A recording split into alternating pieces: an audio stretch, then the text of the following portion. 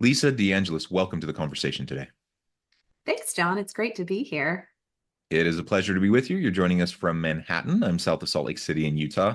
And today we're going to be talking about your recent book, Embracing the Unknown, Exploring the Pathways to Change. This is something I really think a lot about. I think a lot about organizational change. I think a lot about societal change. And your book touches on a variety of different forms of change, also individual and personal change. So we're going to try to unpack this a little bit and explore change generally, how that applies into our lives, into our work, and why it's so important for us in this modern era of complexity and nuance and rapid disruption for us to lean into change and to be more and more comfortable with the constant change that's happening all around us.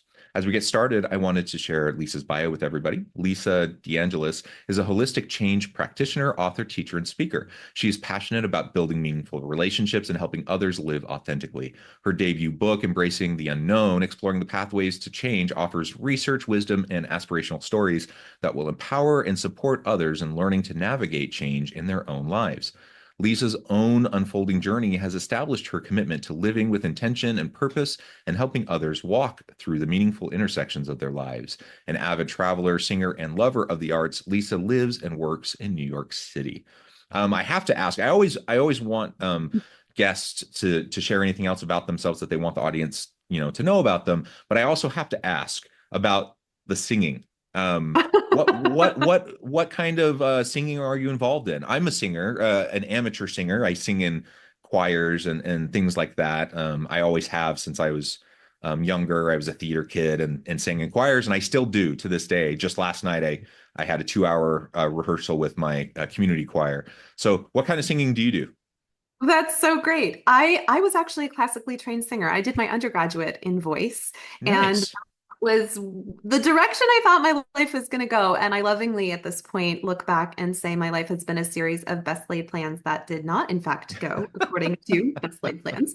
And that was one of them. I knew very quickly I didn't want to pursue performing as a career, and that left me going, well, this is all I've done up till now. How do I pivot? And my professional career has been a series of pivot after pivot after pivot into Mhm. some really interesting directions and spaces, which is probably one of the reasons I'm so interested in this topic of what it really means Yeah. to change and not just making a decision, but really over the course of a life, over the course of time, and what that looks like to allow us to evolve as people. Yeah, interesting. Well, you might have already started to share a little bit based on your personal evolution, but anything else you would like to share about your own background before we dive on in more broadly into the book?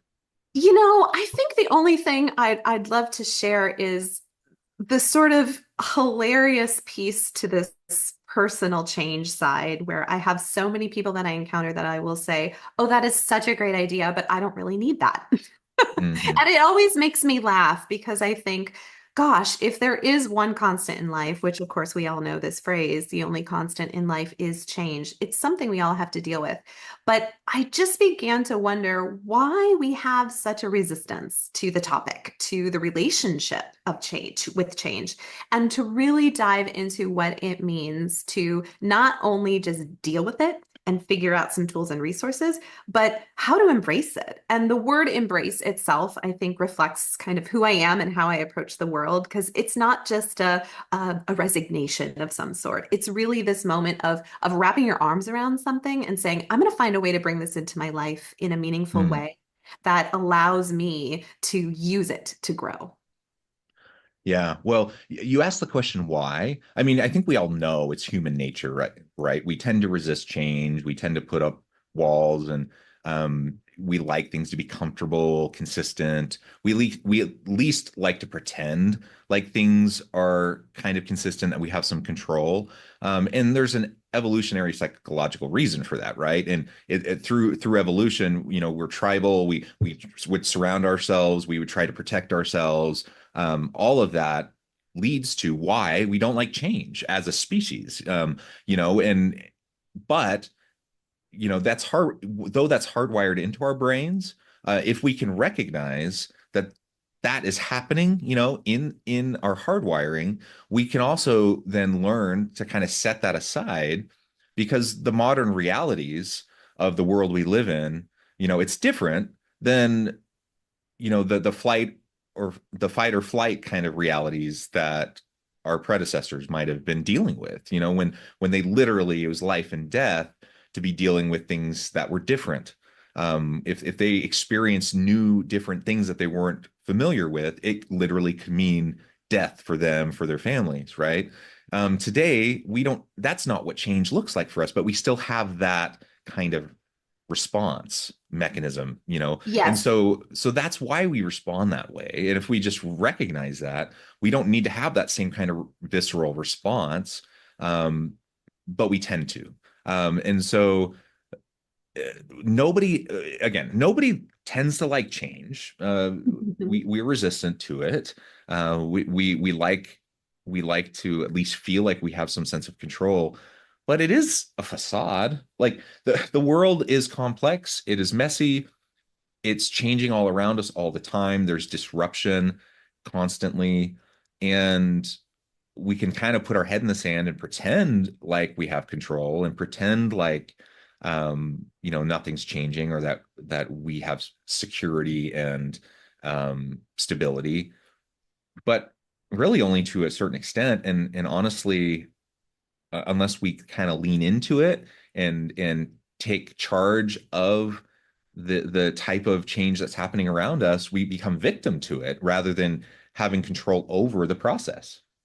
Absolutely. And you hit on something really, really important are these barriers. Why change is actually so hard for people. And yes, you're correct. In our modern day world, we rarely encounter actual saber-toothed tigers that threaten our physical safety when we're out hunting and gathering for food. But our limbic brains do not know that. We Yeah. do not have an embodied understanding of the difference. Threat is threat is threat. And it always is perceived by our system as a threat to our safety. And it will cause us at some level to want to stick to the things we know that are tried and true and proven. But there's also research that shows that we can rewire those pieces of Yeah. our internal systems. We can become aware of our habits. We can learn to make different choices, but we don't know what we don't know. And we have to bring that up to our awareness first. Otherwise, we are just stuck in these loops and these patterns. You bring up something really interesting that actually I think is more present than we realize, which is this concept of tribal shaming that happened way, way, way back when, because it did actually threaten the health and safety of a tribe if anyone left or didn't fulfill their very narrow role in the group functioning and dynamic. But nothing changes unless something changes. And so people did have to break away, and sometimes they were shamed. They were actually pushed out of being in the tribe. But that is how progress eventually happens, is it takes that courage to step away. It takes these kind of deep inbred skills drawn out of us to pull us into something new, to chart new territory and forge new pathways. And so we are doing versions of that at every moment. It's not as do or die as it may have been in a much, much, much older survival situation, but our bodies don't always know the difference. So this is where it becomes really important to bring this into our open awareness. I was really surprised when I first started researching for my book because there is a ton of research on organizational change and business Yeah. change. There are tons of models, there are tons of resources. There's almost nothing on personal change. And Mm. if you think about it, it makes sense. Everybody's journey is different, it's all individual. There are so many different levels. We could talk about change at the most minuscule level or the most massive. But there's very little that has been distilled on what to do. So, where does that leave us? And we can draw from some of these organizational change methods as a starting point, but I think we need to recognize that we are the X factor, right? We can't control ourselves the way we might be able to control conditions in a business situation, but we are the key part of what creates constant evolution for ourselves in whatever way we show up, whether that's our professional life, our personal life, or just whatever we do as a passion or hobby.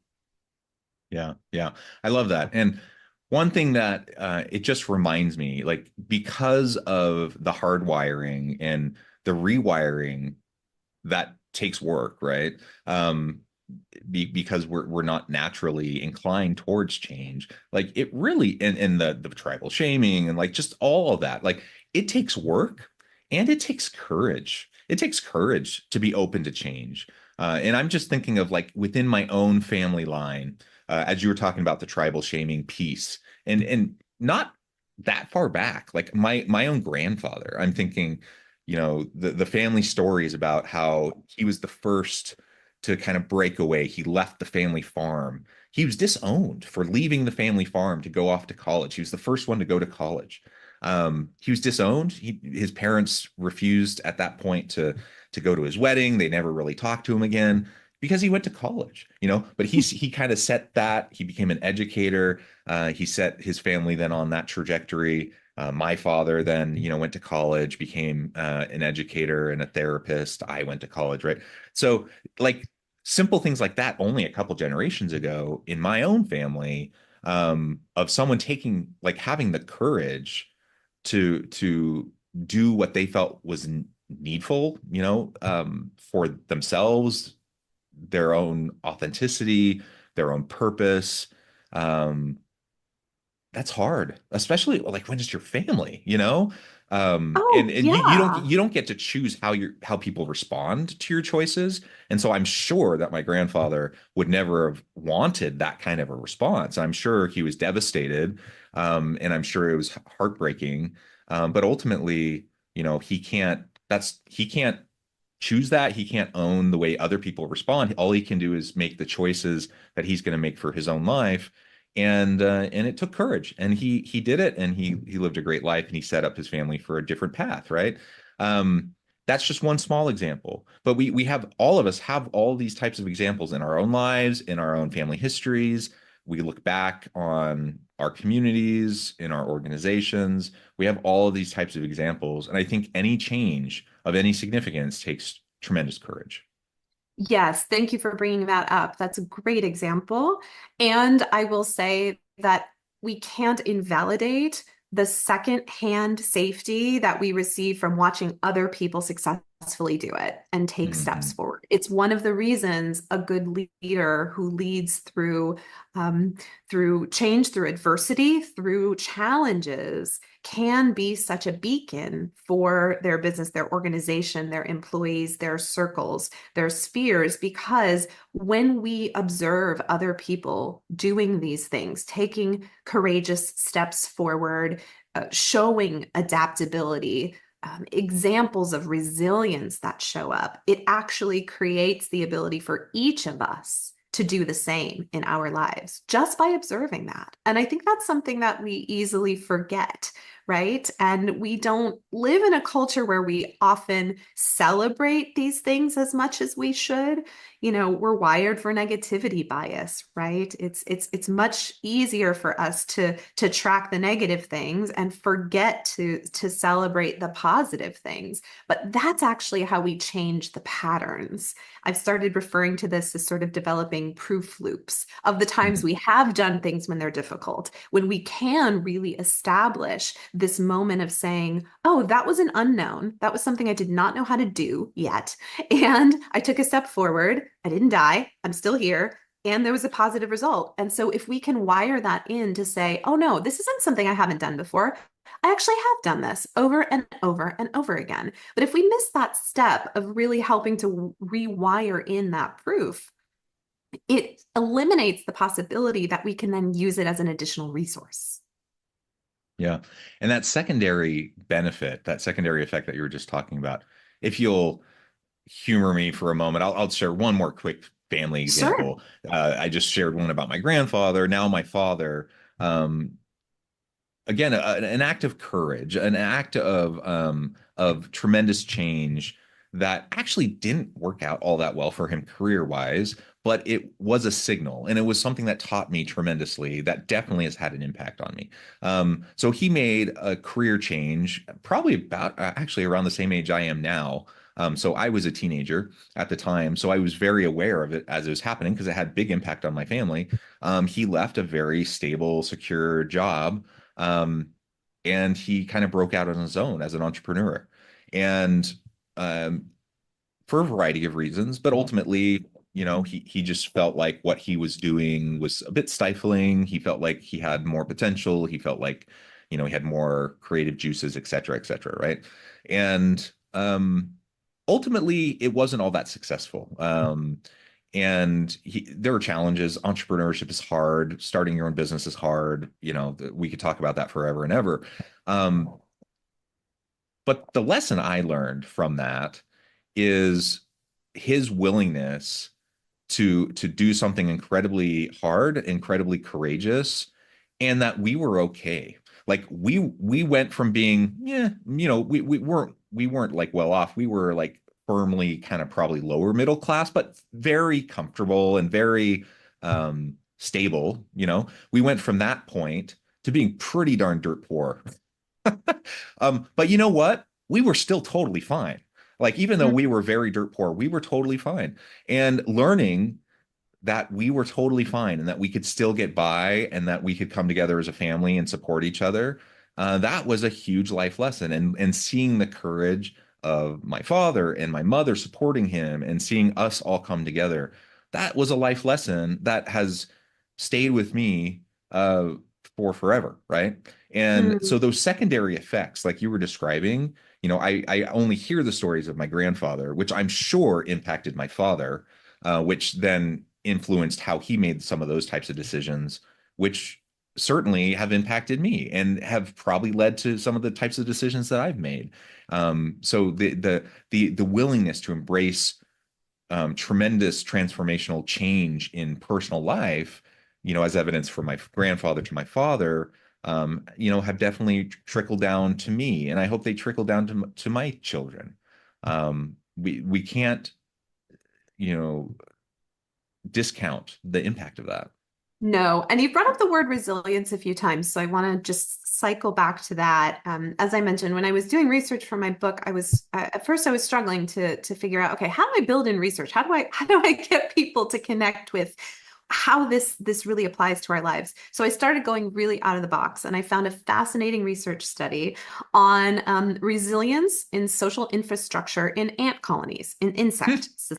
Interesting. And I thought, okay, now this is right up my alley, right? Like, okay, what do ants have to teach us about resilience, right? So they did this study showing how colonies of ants responded to disruption, right? And there Mm, were three main ways that the colonies responded. One of them was to invest in strong infrastructure to begin with, so they could be mhm, as resistant to the disruption as possible, right?